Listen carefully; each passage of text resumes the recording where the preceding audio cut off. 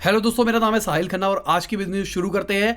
आज की न्यूज़ थोड़ी सी बड़ी होगी क्योंकि बहुत देरों से मैं न्यूज़ नहीं डाल रहा था एंड मैं बताऊंगा कि क्यों नहीं डाल रहा था। पहले न्यूज़ के ऊपर सीधा आते हैं। सबसे पहले है जितनी भी केमिस्ट एसोसिएशन है इंडिया की, उन्होंने एक लेटर लिखा है जेफ बेजोस को, जिसके अंदर उन्होंने कहा है कि जो आप ऑनलाइन दवाइयों की डिलीवरी कर रहे हो वो एक इलीगल है। गवर्नमेंट ने अलाउ तो किया है होम डिलीवरी मेडिसिन का, पर वो आसपास वाली दुकान से किया है, आप उसको गलत तरीके से ऑपरेट कर रहे हो। इससे पहले ऑनलाइन मेडिसिन को बैन कर दिया गया था गवर्नमेंट की तरफ से। अभी तक उसके ऊपर कोई बहुत बड़ी खबर नहीं आई है क्या कर रहा है क्या नहीं कर रहे, पर यह काम मार्केट के अंदर चल रहा है। कंपनियों को फंडिंग भी मिल रही है इस चीज के ऊपर। अभी रिसेंटली मेड लाइफ ने 173 करोड़ रुपीस रेस किए थे।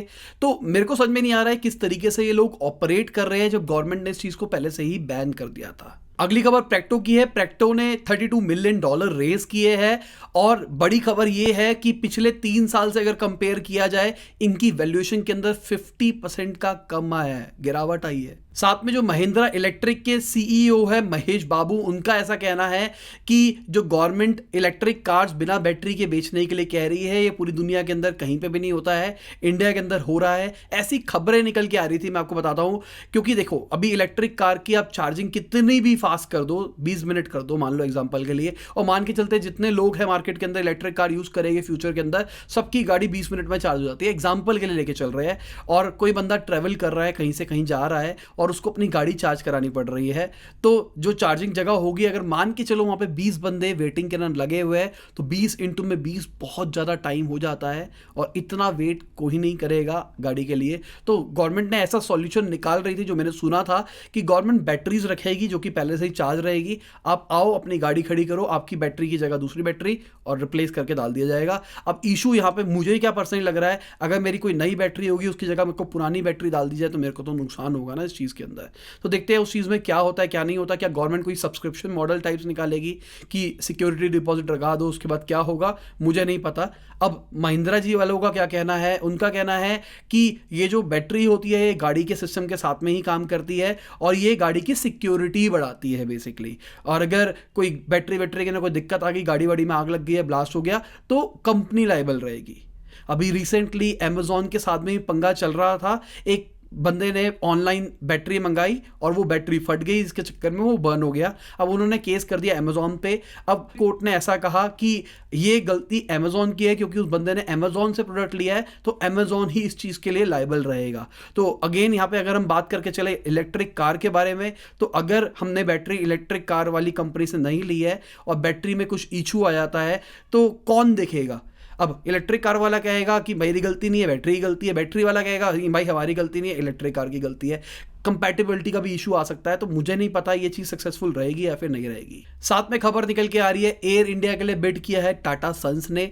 मैं आपको बोल रहा था मुझे ऐसा लग रहा है रिलायंस करेगा। अब टाटा भी इस लीग के अंदर उतर गया है। देखते हैं किसको मिलता है किसको नहीं मिलता है। कुछ दिन पहले एयर इंडिया ने अपने 48 पायलट्स को निकाला था और यूनियन का ऐसा कहना था कि एक पायलट की तो अगले दिन फ्लाइट भी थी, मतलब उसको फ्लाइट उड़ानी भी थी। पर मेरे हिसाब से ये चीज जेन्युइनली गलत है कि आप एक दिन पहले ही एक एम्प्लॉय को निकाल दो जो कि कल एक्सपेक्ट करके बैठा है कि मुझे काम करने के लिए आना है। अगर कोई बंदा बेंच पे बैठा हुआ है या फिर आपने उसको पहले वार्निंग दे रखी है उसके बाद निकाल रहे हो तो समझ में आता है, ताकि वो बैकअप प्लान भी रखे। अब क्योंकि पायलट्स की जो कमाइयाँ होती है, जो सैलरियाँ होती है वो बहुत ज़्यादा होती है और कई लोगों के खर्चे भी उतने ज़्यादा उन्होंने बांध रखे होते हैं। अब खर्चे ज़्यादा है और अचानक नौकरी चली जाएगी तो बहुत लोगों को दिक्कत आ सकती है। अगली खबर रिलायंस इंडस्ट्रीज़ की है। तो अभी खबर निकल के आ रही थी, मार्केट में अफवाह फैल रही थी कि रिलायंस वालों ने अपनी फैमिली काउंसिल बनाई है जहाँ पे उनके सारे फैमिली मेंबर रहेंगे और सारे फैमिली मेंबर्स के पास में अथॉरिटीज़ रहेगी काम करने की, और ये सक्सेसर प्लानिंग के लिए हो रहा है। कल को जब मुकेश अंबानी जी रिटायर करेंगे तो कौन संभालेगा, और उनके बच्चों को से ट्रेन करने के लिए किया जा रहा है। रिलायंस वालों ने मना कर दिया कि भाई हमने कुछ ऐसा कुछ नहीं किया है। मुझे पर्सनली लगता है, क्योंकि आपको पता होगा मैं रिलायंस को बहुत टाइम से फॉलो कर रहा हूं, तो मेरे हिसाब से रिलायंस में जो मुकेश अंबानी जी है वो अपने बच्चों को बहुत अच्छे तरीके से ट्रेन कर रहे हैं। मुझे जो पर्सनली लग रहा है प्रॉपर तरीके से एक्सपोजर दे रहे हैं मार्केट का, ये नहीं हो रहा सब कुछ इकट्ठा दे रहे हैं, बहुत बढ़िया लग रहा है मुझे। साथ में मुकेश अंबानी जी ने अपने बुक लॉन्च इवेंट के अंदर बोला ये जो वायरस सिचुएशन हुई है ये सबसे बड़ा डिसरप्टिव चीज़ हुई है मॉडर्न हिस्ट्री के अंदर। डिसरप्टेड मतलब जिसने सब कुछ बदल के रख दिया है। जैसे जियो रेवोल्यूशन आया था ना, वैसे ये वायरस रेवोल्यूशन आया है जिसने सब कुछ खराब कर दिया मेरे हिसाब से। सबके सपने जो भी थे वो सब रुक गए हैं, सारी चीज़ें होल्ड पे आ गई है। जो आप डेडलाइन सेट्स कर रहे हो वो चीज़ें पूरी नहीं हो पा रही है। अभी एप्पल की भी खबरें निकल के आ रही थी कि एप्पल का जो लॉन्च है वो शायद डिले हो सकता है, शायद उनकी जो सप्लाई होगी वो भी डिले हो सकती है। ऐसा एप्पल वालों का कहना था कि हमारे साथ नहीं होगा, वो बहुत टाइम से कह रहे थे, पर अभी जो रीसेंट खबरें निकल के आ रही है उसके हिसाब से ये हो रहा है। क्योंकि मैं आपको प्रैक्टिकल चीज़ें बता रहा हूँ, जो आप डेडलाइन सेट कर रहे हो वो चीज़ें अचीव नहीं हो पा रही है इस लॉकडाउन में, क्योंकि बहुत ज़्यादा फैक्टर्स आ रहे हैं इसके बीच में। मैं एग्जाम्पल के लिए अपनी बात करके चलता हूँ। मेरी तबियत थोड़ी सी खराब चल रही थी, एंड में बताऊंगा क्या चल रहा था, क्या हो रहा था। तो मैंने सोचा था मैं घर से ही वीडियो अपलोड कर दूंगा, तो मैं अपना सेटअप वेटअप लेके गया हुआ था। अब मेरे वहाँ पर दिक्कत क्या थी, मेरा इंटरनेट ही नहीं चल रहा था। मैंने दुनिया के सबसे घटिया प्रोवाइडर एक्साइटल को पकड़ लिया अपनी ज़िंदगी के अंदर। अभी मैं इसके ऊपर एक वीडियो बनाऊंगा प्रॉपर वाली, वहां पे जाके आप देखना कि क्या हो रहा है क्या नहीं हो रहा।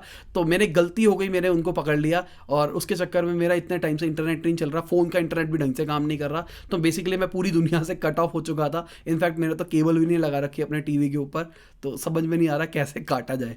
तो अभी मैं ऑफिस आया हूँ, तो ऑफिस बैठ के काम कर रहा हूँ। साथ में ये भी खबरें निकल के आ रही है, रिलायंस टिकटॉक इंडिया के अंदर इन्वेस्ट कर सकता है, बेसिकली उनका बिजनेस ले सकता है। और साथ में डोनाल्ड ट्रंप के ऊपर टिकटॉक यूएस के जो इंप्लॉइज है वो केस करने वाले हैं, क्योंकि उनकी वजह से उनकी जॉब के ऊपर प्रॉब्लम आई है। क्योंकि इन्होंने एकदम ही ऐप को बैन कर दिया कि ऐप नहीं चल सकती। अभी इन्होंने 90 दिन की और डेडलाइन दी है कि 90 दिन के अंदर ऐप भेज दो, और कंडीशन ये रखी है अगर यूएस के अंदर काम करना है तो यूएस की किसी कंपनी के पास में सब्सटेंशियल शेयर होना चाहिए, मतलब ज्यादा शेयर होना चाहिए। साथ में यूएस के अंदर जो जॉबलेस क्लेम है वो 1 मिलियन से नीचे पहुंचे हैं बहुत टाइम के बाद में।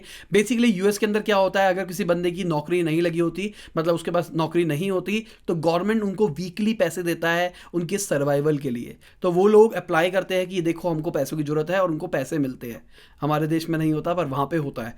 तो उसकी वजह से आपको पता लग जाता है कितने लोग अनएम्प्लॉयड है मार्केट के अंदर। अब ये आंकड़ा 1 मिलियन से नीचे पहुंचा है, मतलब इनकी जो जॉबलेस वाली सिचुएशन थी, अनएम्प्लॉयड वाली सिचुएशन थी, वो ठीक हो रही है। साथ में ये खबरें निकल के आ रही है, फेसबुक और स्नैप, जो स्नैपचैट की पेरेंट कंपनी है, वो डब स्मैश को खरीद सकते हैं। डब स्मैश किसी जमाने में चलता था, अगर आपको याद हो, कई लोग शायद अभी भी यूज करते हो, तो डब स्मैश को खरीद सकते हैं। अब डब स्मैश एक तरह से टिकटॉक का ही कॉम्पिटिटर है, और अगर फेसबुक जैसे बंदों के पास में डब स्मैश टाइप की चीज आ जाए तो बहुत बढ़िया रहेगा। जो इन्होंने कूड़ा मचाया है इंस्टाग्राम पे, वो कूड़ा कहीं और चला जाएगा। साथ में बार्कलेस का एक आंकड़ा निकल के आया है, जिनके हिसाब से हमारी जीडीपी 6% श्रिंक करेगी 2020-21 फाइनेंशियल ईयर के अंदर। और दूसरी तरफ में मोदी जी ने यह कहा है, पिछले 1 साल के अंदर हमारे देश के अंदर एफडीआई का इनफ्लो 18% बढ़ा है, मतलब बाहर से 18% ज्यादा पैसा आया है पिछले 1 साल के अंदर।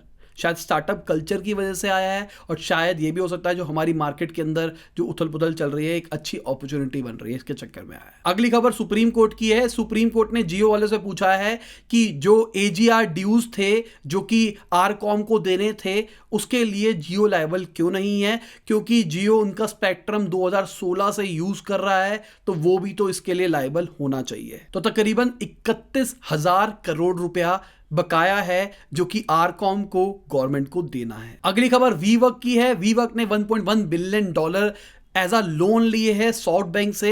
मतलब पैसे रेज करने के 2 तरीके होते हैं। एक तरीका होता है अपनी इक्विटी देना, मतलब अपनी कंपनी की कुछ पार्टनरशिप, अपनी कंपनी की कुछ वैल्यू दे देना, और दूसरा ऑप्शन होता है लोन रेज करना, जिसको हम कहते हैं डेट रेज करना। तो डेट की फॉर्म में $1.1 बिलियन रेज किया है, अब उनको वो चुकाना पड़ेगा बाद में। साथ में ये खबर निकल के आ रही है, जो मर्सिडीज बेंज की पेरेंट कंपनी है वो $3 बिलियन देगी। यूएस में वो जो डीजल के इंजन वाला पंगा हुआ था, बेसिकली सॉफ्टवेयर के अंदर उन्होंने हैक किया था ताकि एमिशन ज्यादा डिटेक्ट ना हो पाए। इससे पहले वोल्क्सवैगन के साथ में भी हुआ था, और उन्होंने $25 बिलियन दिए थे इस चीज के लिए। साथ में जो भारत पेट्रोलियम है, उनका ऐसा कहना है कि वो अपने एक्सपेंसेस को 36% घटा रहे हैं, क्योंकि सिचुएशन के चक्कर में दिक्कतें आ रही है उनको, और उन्होंने इस चीज को डिले कर दिया जो उनके एक्सपेंसेस होने थे।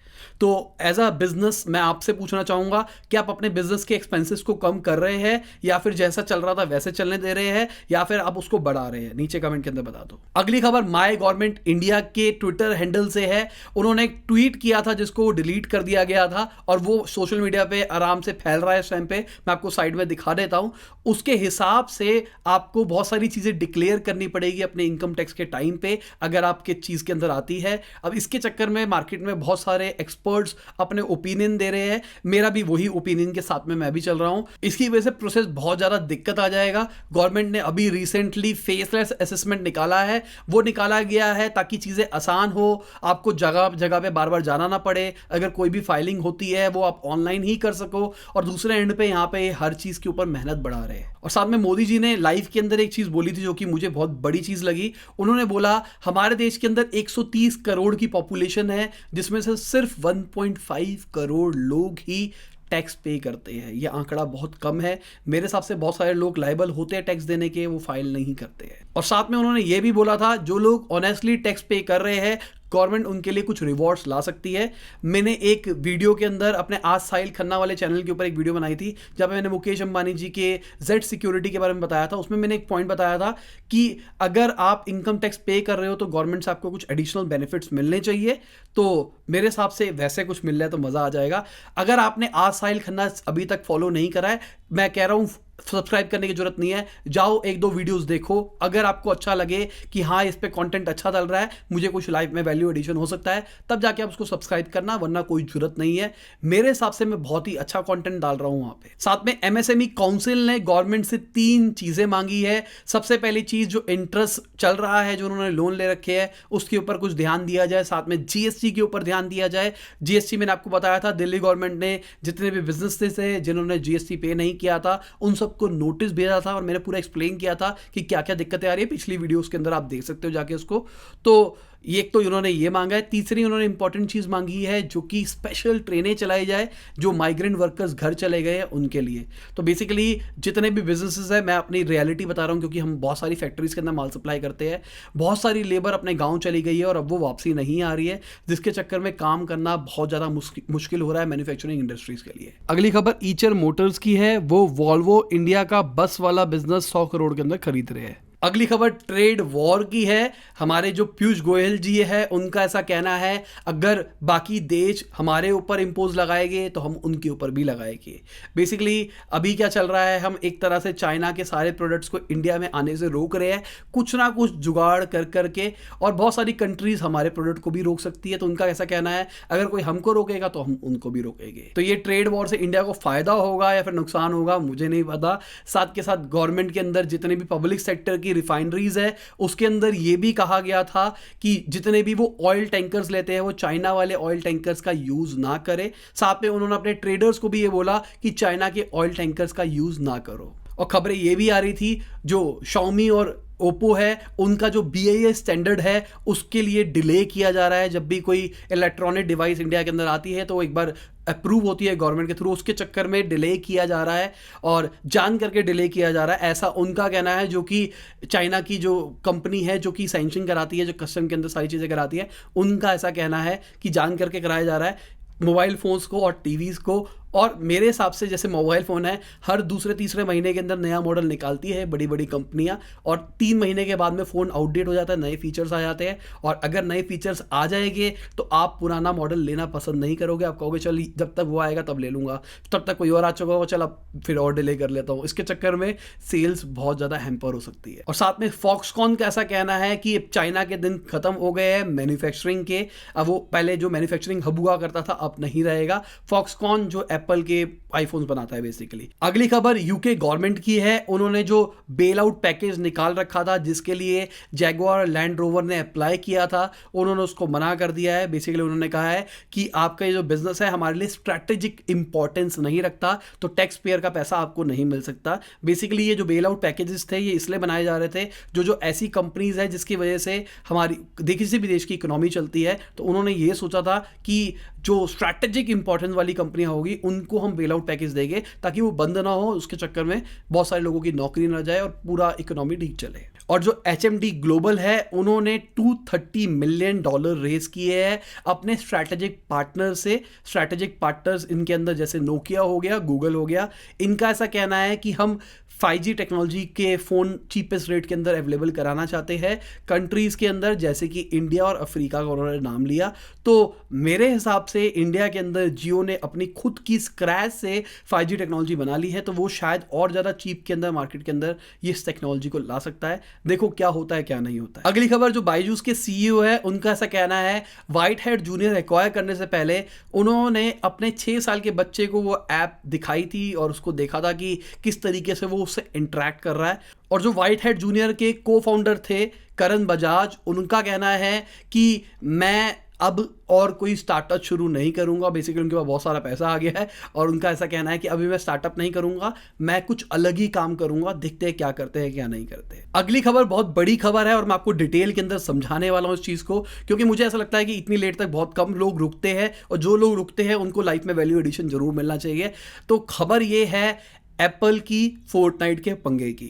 तो अभी रिसेंटली एप्पल ने फोर्टनाइट को अपने स्टोर से हटा दिया। और क्यों हटाया गया, रीजन इसके पीछे ये कहा गया कि आपने हमारी पॉलिसी को वायलेट किया है। अब हुआ क्या था, एप्पल और जो भी गूगल है वो 30% कमीशन लेता है इन ऐप परचेजेस के अंदर। मैंने आपको कई बार इस चीज़ के बारे में बताया है। तो इन्होंने स्मार्टली क्या किया अपनी ऐप के अंदर ही कि अगर आपको कोई भी चीज़ खरीदनी है तो आप एप्पल से भी खरीद सकते हैं और साथ में आप इनसे डायरेक्टली खरीद सकते हैं। और जो इनसे डायरेक्टली खरीद रहे थे वो डिस्काउंटेड रेट के अंदर थी। तो आपको अगर पैसे देने हैं तो आप एप्पल से लोगे या फिर इनसे लोगे, आप इनसे डायरेक्टली लोगे एपिक गेम वालों से। तो एपिक गेम वालों से लोग लेने लग गए और उसकी वजह से एप्पल को लॉस हो रहा होगा। तो एप्पल वालों ने क्या किया, एप्पल वालों ने इनको कहा कि आप हमारी पॉलिसी को वायलेट कर रहे हो तो आपको हम हटा देते हैं। साथ में गूगल वालों ने भी इनको हटा दिया। उसके बाद जो हुआ है बवाल वो एक नंबर हुआ है मेरे हिसाब से। इन्होंने वीडियो रिलीज करी है, फोर्टनाइट के ऊपर कैरेक्टर्स यूज करे हैं और उन्होंने जो 83 के अंदर जो निकाला था कमर्शियल, उसके टाइप का कमर्शियल बनाया है और उसके एंड में अपील भी करी है लोगों से कि आप हमारे लिए लड़ो। और उन्होंने एक हैशटैग के बारे में बात करी है कि आप इस हैशटैग के ऊपर ट्विटर के ऊपर काम करो ताकि लड़ो, ताकि सोशल के ऊपर प्रेशर क्रिएट हो। तो उनका ऐसा कहना है ये जो एप्पल मनमानी कर रहा है सारी चीज़ों के ऊपर कि एप्पल के अंदर कोई इन ऐप परचेजेस है उसमें 30% कमीशन लेंगे हम और कुछ नहीं करेंगे हम, सीधी सी बात यही है और कोई ऑप्शन ही नहीं है। और गूगल ने भी इन्हीं को बैन कर दिया है। तो अगर आप फोर्टनाइट यूज़ करते हो तो आईफोन के अंदर आप इंस्टॉल नहीं कर सकते, अपडेट नहीं ला सकते। अगर आपके पास पहले से ही पड़ी है तो आप उसका यूज़ कर सकते हैं। एंड्रॉयड के अंदर साइड लोड हो जाता तो एंड्रॉयड के अंदर कोई दिक्कत नहीं आएगी। अब इनका कहना है फोर्टनाइट वालों का, इन्होंने एक और चूल करी है मार्केट के अंदर कि यार सिंपल सी बात, हमारा ना एक नया वर्जन आने वाला है और अगर आपको नया वर्जन यूज़ करना है ना तो आप देखो, आप अपनी कंपनी वालों को बोलो कि भाई नया वर्जन हमको यूज़ करना है, क्योंकि हम तो आपको नहीं दे पाएगा नया वर्जन, क्योंकि एप्पल यूजर्स के लिए नया वर्जन नहीं आएगा। एंड्रॉयड वाले तो शायद नया वर्जन एक बार को यूज़ कर सकते हैं क्योंकि साइड लोड हो जाता है, पर iOS के अंदर बहुत दिक्कत आ सकती है। तो वो यूजर्स की तरफ से प्रेशर बना रहे हैं। और साथ में एप्पल के साथ एक और प्रॉब्लम आ सकती है जिसके बारे में अगेन कोई लोग बात नहीं कर रहे हैं। मैंने आपको बताया था वी चैट के बारे में, यूएस के अंदर सारी वी चैट की ट्रांजेक्शन्स को रोक दिया गया था। तो अभी एक सर्वे किया गया, वहाँ पे पूछा गया लोगों से अगर आपकी फ़ोन के अंदर वी चैट इंस्टॉल ना हो तो आप आईफोन यूज़ करना पसंद करोगे या फिर नहीं करोगे। तो जो 90+95% लोगों ने यही चीज़ बोली है कि हम नहीं यूज़ करना पसंद करेंगे आईफोन को, हम किसी और पे स्विच कर देंगे। अब चाइना के अंदर वी चैट बहुत ही बड़ा है क्योंकि वहाँ पे ये जो यूट्यूब वगैरह वगैरह चीज़ें ये नहीं चलती है। तो यहाँ पे बहुत बड़ा बवाल हो सकता है अगर आप ध्यान से देखो तो। और क्योंकि एप्पल 1/3 जो उसकी सेल होती है आईफोन की वो चाइना के अंदर होती है, तो 1/3 की मार्केट के ऊपर बहुत बड़ा दाग लग सकता है एप्पल की। तो बुरा टाइम चल रहा है एप्पल का इस सिचुएशन के अंदर लेके चले तो। बाकी ओवरऑल अगर मैं टेक्नोलॉजी वाइज करके चलूँ तो मेरे हिसाब से सब कुछ सही चल रहा है। अगली खबर स्क्रिप्ट की है, उन्होंने स्लाइड शेयर को एक्वायर कर लिया है। स्लाइड शेयर पहले लिंक्डइन रखता था अपने पास में, अब उन्होंने खुद एक्वायर कर लिया है। बेसिकली ये सब्सक्रिप्शन बेस्ड पीडीएफ बेचते हैं, बुक्स बेचते हैं। तो अब इनका कहना है कि हमारे लिए बहुत अच्छा वैल्यू एडिशन है। पैसे कितने हैं अभी वो अनडिस्क्लोज है, मतलब मार्केट के अंदर वो पैसे नहीं आए। साथ में जो उबर है, उबर का ऐसा कहना है हम कैलिफोर्निया के अंदर अपने ऑपरेशंस को टेम्परेरी शट कर सकते हैं क्योंकि वहाँ के जो कोर्ट है उन्होंने कहा है कि आपको अपने ड्राइवर्स को एज अ एम्प्लॉय रखना पड़ेगा। और उनका कहना है कि हमारा बिजनेस मॉडल ये नहीं है, हम नहीं अपने बिजनेस मॉडल को एकदम ड्रास्टिकली चेंज कर सकते हैं रातों रात। तो हमको ऐसा लगता है कि हमको अपना बिजनेस मॉडल को अभी यहाँ पे इस जगह के अंदर होल्ड पे डालना पड़ेगा, हम बाकी जगह के अंदर ऑपरेट करेंगे। साथ में जो ईट फिट है क्योर फिट वालों का, उन्होंने अपने ऑपरेशंस को 12 सिटीज़ के अंदर बंद कर दिया है, क्योंकि यार ये हेल्थ न्यूट्रिशन जिम विम इनके ऊपर बहुत गंदी लात पड़ी है मेरे हिसाब से।